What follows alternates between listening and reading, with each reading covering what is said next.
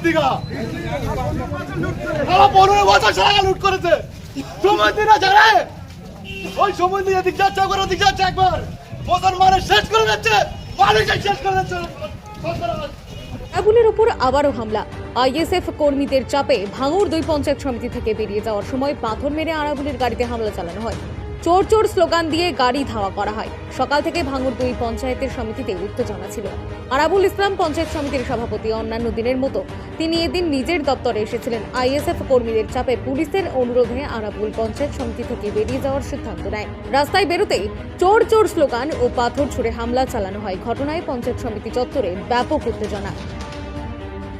একটা ব্যাপার হচ্ছে, এরা পাগল হয়ে গেছে। রাত্রি আমার উপরে হামলা করলো, সেখানে নওশাদ বলল যে আরাবুলের লোকেরা করেছে। আর আজকে যারা করেছে এরা কি নওশাদের ছেলে না নওশাদের বাবারা? এরা আজকে যারা আমার গাড়ির উপরে হামলা করলো এরা কারা? পুরো জঙ্গি প্রশিক্ষণ দেওয়া হচ্ছে নওশাদ সিদ্দিকীর নেতৃত্বে।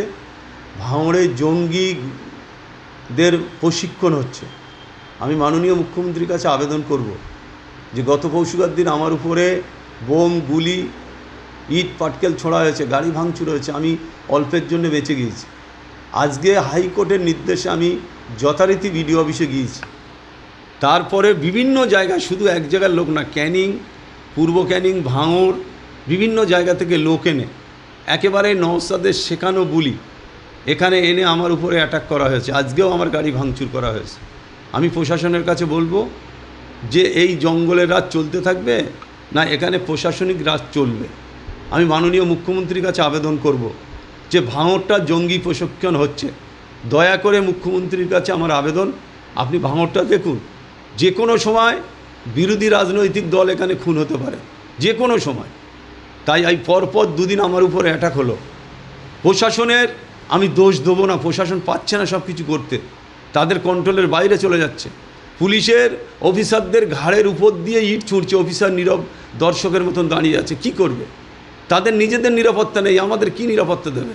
তাই আমি অনুরোধ করব মুখ্যমন্ত্রীর কাছে যে অবিলম্বে ভাঙড়টাকে এই জঙ্গল রাজ মুক্ত করতে হবে।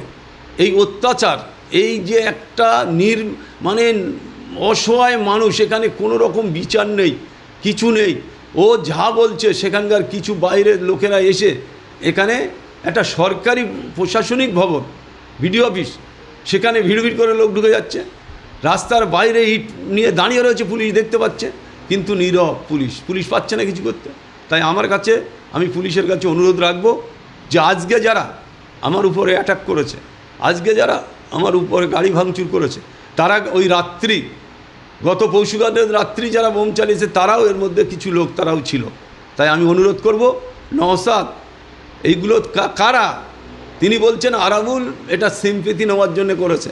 আজকে তোমার বাবারা সিম্পিতি নিচ্ছে? এটা তোমার বাবারা আমার উপরে লাঠি চালাচ্ছে, গুলি চালাচ্ছে, বোম মারছে, ইট ছুঁড়ছে, তোমার বাবাইগুলো?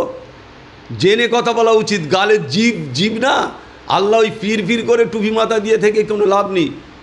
মিথ্যে একেবারে, এই তিনও আইএসএফটা, এদের মিথ্যে ছাড়া এদের মধ্যে কোনো সত্যি কথা এদের মধ্যে নেই। তাই আমি মনে করি, আমি মুখ্যমন্ত্রীর কাছে আমার আবেদন যে আপনি অবিলম্বে ভাঙড়টাকে আপনি উদ্ধার করুন। যে কোনো সময় এখানে বড় দুর্ঘটনা ঘটতে পারে। প্রতিদিন প্রতিনিয়ত নওশাদ সিদ্দিক এখানে বৈঠক করছে, ডেকে এখানে এর হামলা করতে হবে, ওর হামলা করতে হবে। এটা যেন আমরা পাকিস্তানের মতো একটা জায়গা দেখছি, যেটা পাকিস্তানি হামলা চলছে। তাই অবিলম্বে এই হামলা বন্ধর দরকার আছে।